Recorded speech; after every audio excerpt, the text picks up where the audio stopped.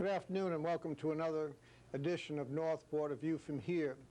I'm pleased to announce we have with us our new Interim Finance Director, Terri Gould. So I want to welcome Terri here. Mark Roth, our City Manager, was supposed to also have been on the program today, but but there were some things that came up, and Mr. Roth had to take care of those pressing needs. So we have Terri here. She's been with the City of Northport for 6 weeks.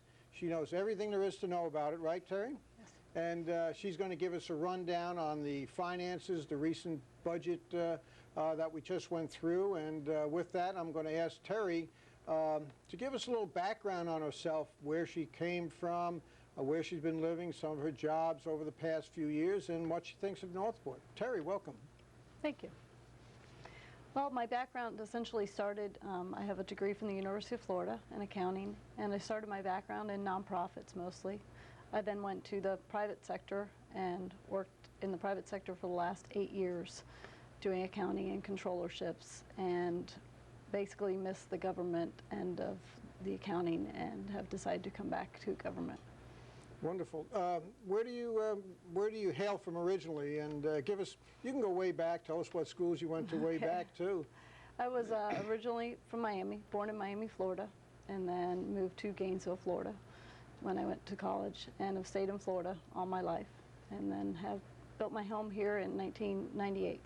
Oh, so you've been in town for a while? Yes. Oh, okay. What do you think of Northport? I love it. It's a wonderful area. It has a lot of growth potential, and it's close by to the larger areas, and then you still get the small town amenities, basically. Yeah. And what part of the city you live in? I live out in Northport Estates, in the rural areas. That's really nice out there. Yes, it is. And you know, a lot of cities don't have areas like that to live in, and I think we're pretty fortunate to have that, plus the access to I-75 and everything else. So, Terri, you said something before about you coming back to government. You know, is there a difference between you know, commercial accounting and government accounting? Absolutely. Governmental accounting is very much black and white. There's very little gray areas. It's very definitive. In private accounting, there's a lot of gray areas based on different decisions from different people within the company, how they interpret certain codes, and it changes from company to company. And it's nice with government because it is definitive and it's very clear. The rule is this, and you follow this rule. Mm-hmm. And the state has an awful lot of input into that. Absolutely. Absolutely. Yeah. We are required to follow the Florida state statutes in everything we do.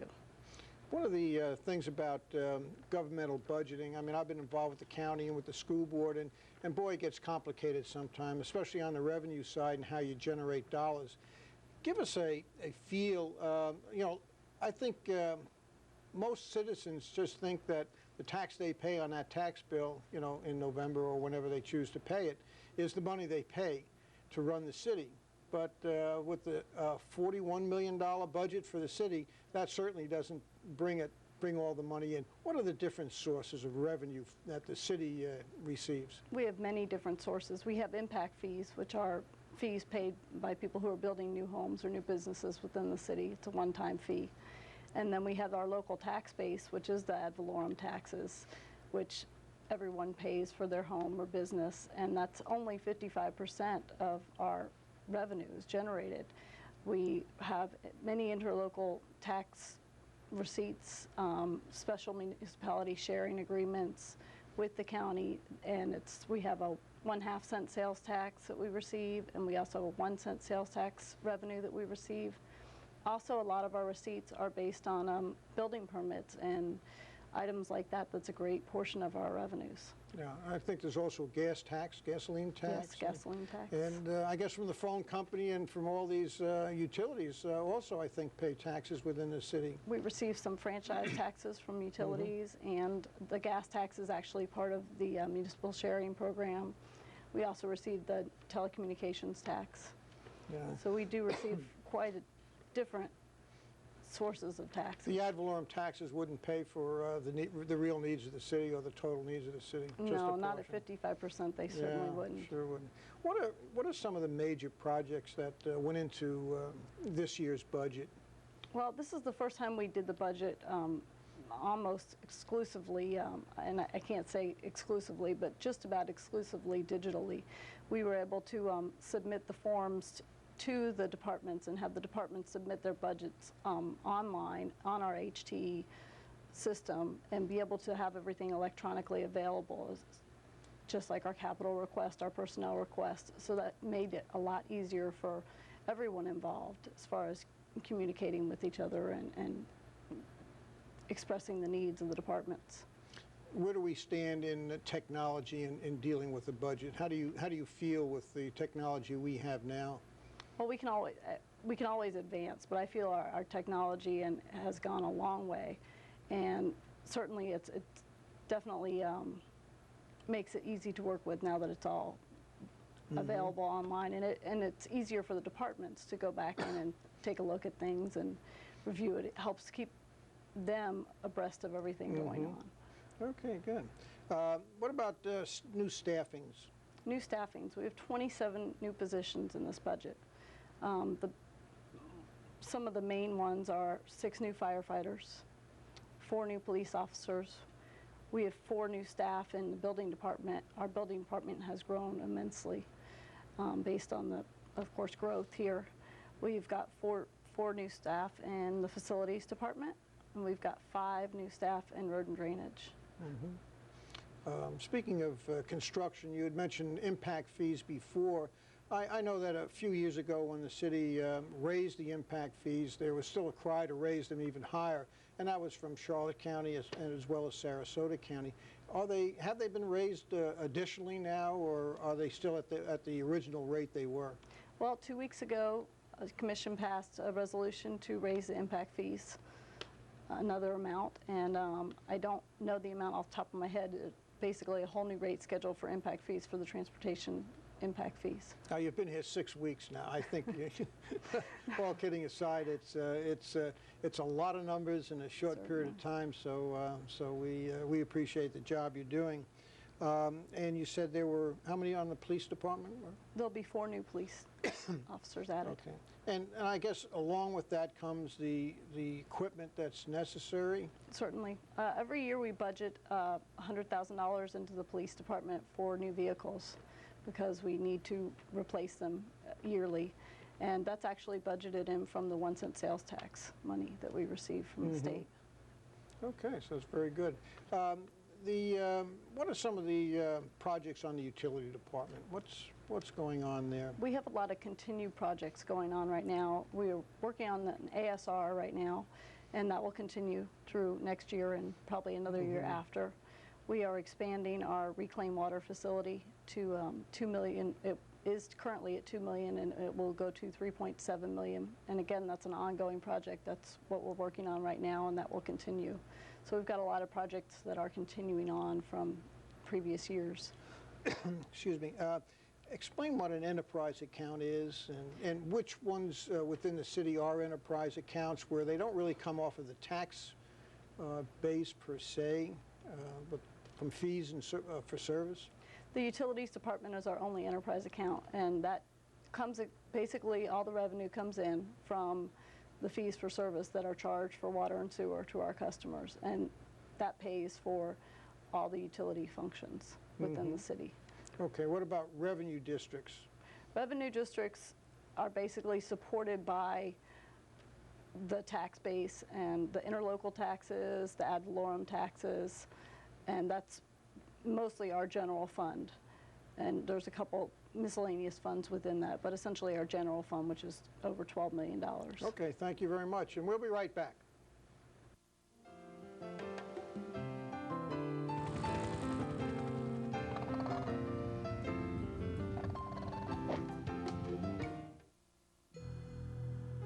Have you seen Northport lately? Take a minute and take a look.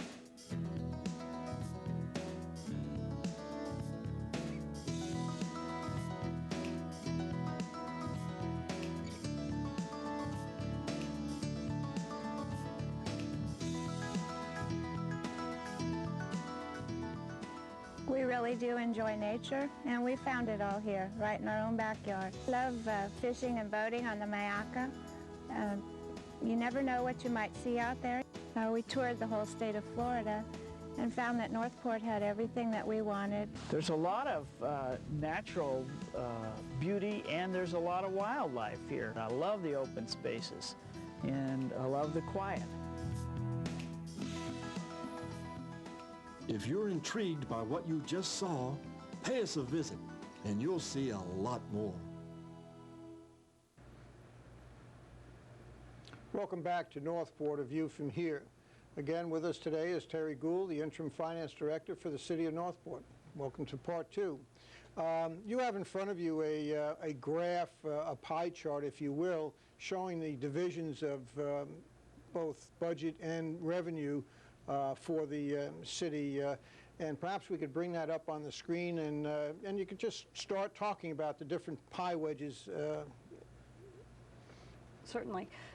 The first is essentially the general fund, which is our largest fund, and that's approximately a $12 million budget. That includes police, commission, city management, finance department, IT department, basically all of our administrative departments, and also more. It also has some our Parks and Recs, our building department in there, and that's the greatest portion of our budget.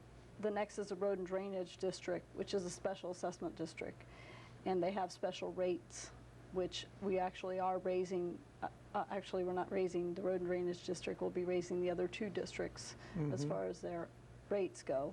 The Road and Drainage District is responsible for all the roads around the city and taking care of the road resurfacing and any projects ongoing with them. Now, the road and drainage, do they get have revenue sources from a district revenue source as well as a ad valorem?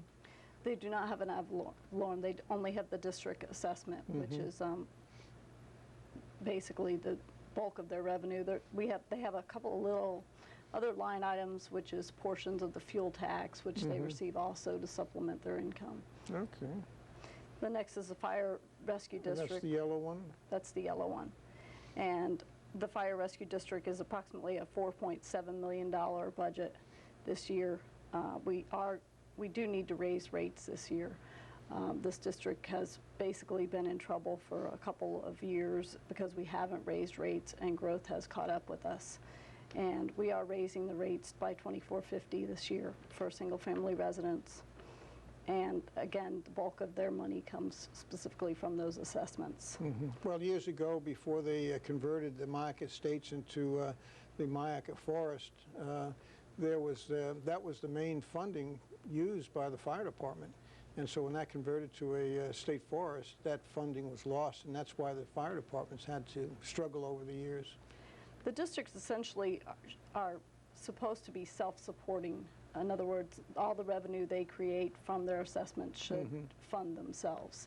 And that's what we'd like to get to, so that they are entirely self-supporting. Of course, there's going to be projects, for instance, within the Road and Drainage District that we can transfer in money from the 1 cent sales tax to supplement that and to do more advanced projects within the districts.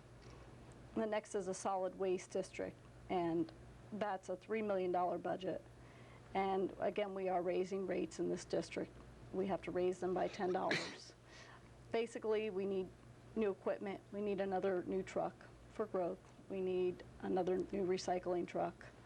And what happens is, as we grow, because of the large square miles of the city of Northport, we have to add routes, and we have to add staff and new trucks to supplement that. So again, we're growing. Yeah, one thing you can't force people to grow in one specific area. They're gonna want to build wherever they want to build. And, right, and we're such a large city that for something like solid waste, where they have to go out to all different ends of the city to collect, it makes for growth. Makes it difficult, sure. Absolutely. The next is impact fees, which is the revenue that we receive from impact fees. And what we do is we collect that, and then we transfer that into either the districts or the general fund based on whatever needs to be spent on. We've also got money in reserve from the transportation impact fee for the Sumter Boulevard widening. and that's the bulk of the impact fees this year is budgeted to be held in reserve for that. The next is the 1 cent sales tax extension. I've said a few times that we're transferring in money from that, and that is the revenue received from the 1 cent sales tax. And mostly what we do with that is we transfer in money into the other districts or into the general fund to supplement those capital projects.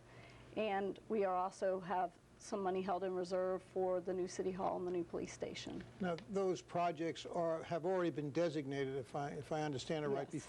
before the sales tax even passed. That Absolutely. they were already designated and named and made part of the project. Is that right? Yes, they were part of a 5-year plan. And the next is the utility department, which is our second largest source, and that's 25% of the budget. That's an $11.87 million budget. And again, we've talked about how that's an enterprise fund, and that essentially supplements itself. So it's self-sufficient. Yep. And did we say before what the total budget was? I don't remember. $47.5 million. $47.5 million. And what about the millage rate? The millage rate will drop this year, which will be our 5th consecutive year that we've dropped it. It will drop from 4.55 to 4.50. So it's a slight drop, but it's definitely a considerable amount, and the fact that we've been able to drop it 5 years says a lot about the city. Yeah, good, good. One of the projects that people are always talking about is sidewalks. You know, we have a lot of rural's not the right name for it, but it's very much the suburbs, and with the schools coming out there, I know with the new high school and the new middle school, those are out in the urban suburban areas. How much is allocated this year, do you know, for sidewalks? $450,000 is allocated. We think it should do about 8 miles worth of sidewalk. Mm-hmm. That's good. That's great. We've also added a new staff position, which will be a concrete supervisor, which will help in that area. What about paving, repaving? We have a road resurfacing program that we budgeted this year, which will be $500,000. And we haven't designated the streets that I know of in the budget. That's pretty much up to the city manager and the department director. But right now we've set aside $500,000 for that. Is that above and beyond the Hillsborough Boulevard? Yes, the Hillsborough Boulevard is a separate $250,000, which is part of an interlocal agreement. And that's going to take part this year? Yes. Okay, that's good, because that's a terrible road. And it really needs to be, the city and the Charlotte County really did a good job working that out before it was all split responsibility, and just the job couldn't get done properly. So I commend the city on that effort. Excuse me. One of the major items is City Hall itself. It's some 30 years old now, or almost 30 years old, and something that I know a lot of people have been looking forward to, that in the City Hall, that in the police department. What's in the budget for that this year? We budgeted $700,000 for the design of City Hall, architect fees and various design fees. So that will definitely start on the process. Okay, and when, it may not be a fair question to ask you, is when do you think they're going to be breaking ground? I really can't say. That would be a city manager question. Yeah, I mean, I had heard, through the grapevine that it was going to be somewhere near the end of the year, so I wouldn't hang my hat on that, but you know how conversation goes. Sure. Well, we'll be right back for the final segment of Northport, A View from Here. There's a rumor that small-town America has all but disappeared.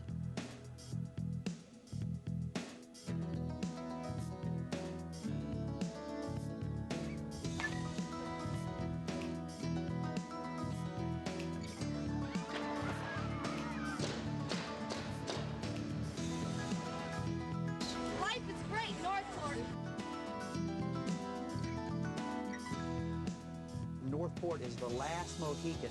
This is the place. This is going to be the last undeveloped region. The city government itself is so pro-growth, and it's just like everything is in the right place at the right time for Northport. They're very open-minded, they're very honest, and they're very fair.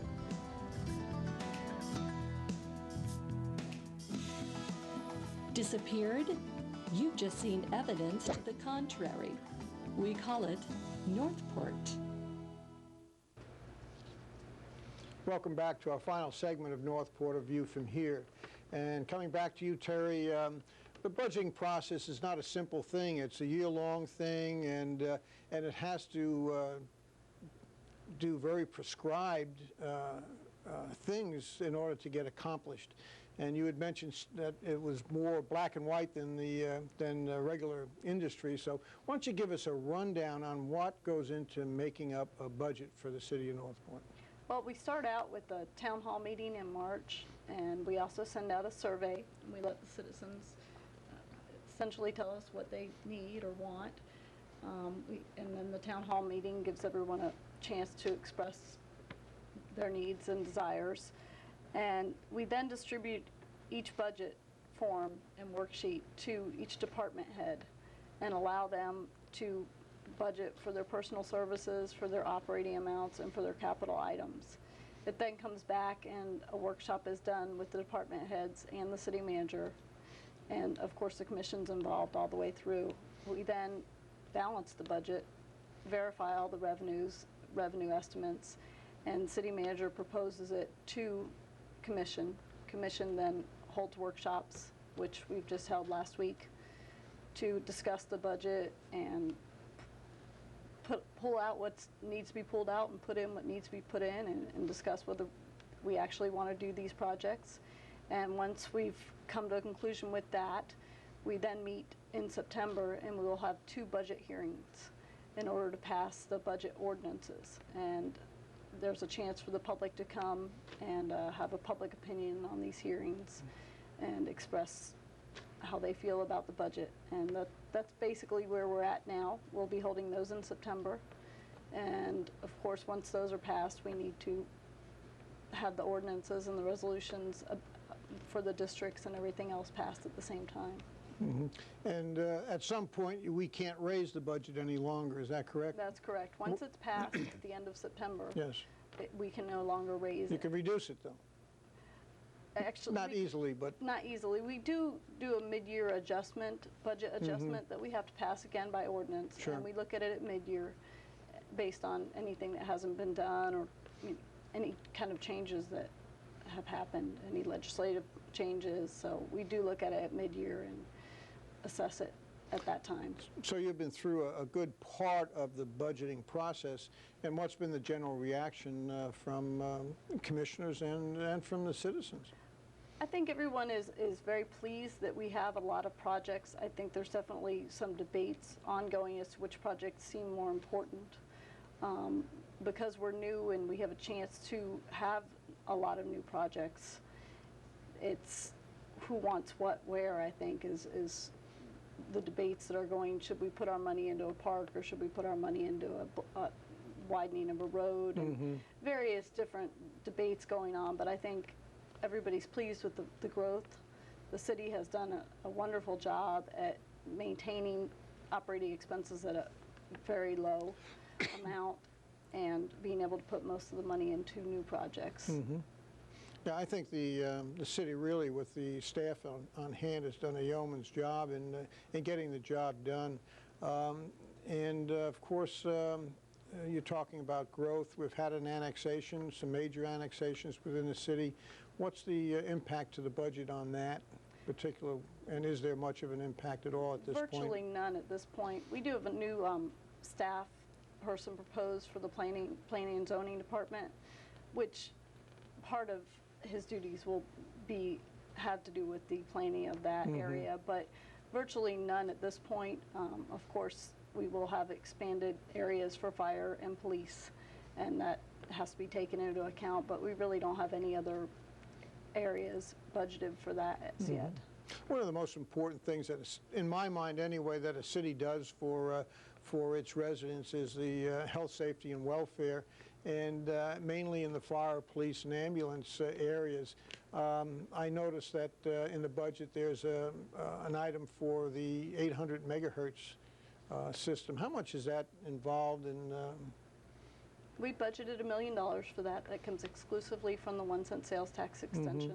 Nice, good. And we're in the process of coming to an agreement on that right now in order to, with ongoing discussions going on with the county and with the city of Venice, from what my understanding is. You know, the ability to communicate, especially when you get into major fires and search and rescues and things like this, where you have many departments coming into an area, that system really expedites it and makes it safer for the searchers or the workers, and expedites completing the task, if you will, of what they're setting out for. Another big item that of interest to the people is, again, there's a lot of early morning walkers and things like that, and so pedestrian bridges have been, you know, recently on the horizon. And what's the city doing about some of the pedestrian bridges over these canals? We have 2 pedestrian bridges proposed to be done in this year's budget in the Road and Drainage District, and I believe one is on Sumter, and I'm actually not sure where the other one is. Possibly Price, but I'm not positive on that. And we do have them in the budget again. Mm-hmm. What about Sumter Boulevard itself? I understand there's some kind of referendum or something coming up, or a special election? Or? There could be. We placed it in the budget because there was some discussion that the commission might want that. It's still under debate right now. The commission has not voted on that yet as to whether we will do that by referendum. So we wanted to put the money in the budget in case we did need to do that. It's the Sumter Boulevard widening project, which is the widening of Sumter Boulevard, which of course is an evacuation route, so it's quite an important item. And most of the impact, well, all the impact fees essentially go into that, are held into reserve for that, but that will not fund the project entirely. So, so if you're working on Sumter Boulevard, then a development like Heron Creek, who's building, you know, and creating impact on Sumter Boulevard, would have to contribute into the cost of widening it. And I guess ultimately Price Boulevard and Toledo Blade with Bobcat Trail, and so all those groups would have to do that. What are we seeing in the future for taxes for the city of Northport? Are we going to be able to hold that line? Again, that's an important feature for most people. I think so. I think as far as, it's very hard for me to say. I see that we've, in the last couple of years, have not raised the district taxes, so that's definitely something that could potentially happen possibly for a couple of years, or they may go to simply raising the impact fees. Again, it's very hard for me to say. It would be up to our commissioners, but I definitely see ad valorem with our growth, that the non-ad valorem going down. Yeah, and I think also, you know, with the economic development that the city is trying to do, that also will increase some, you know, some ad valorem taxes and taxes to the special district, because commercial just does not demand as much in services as a resident does, and so I want to say thank you. Welcome to the city of Northport. 6 weeks. I think you did a great job today. That's a lot of information for someone just coming on board, especially at such a critical time. And the city's going to be well served by you. So thank you very much, Terry, and we'll see you again.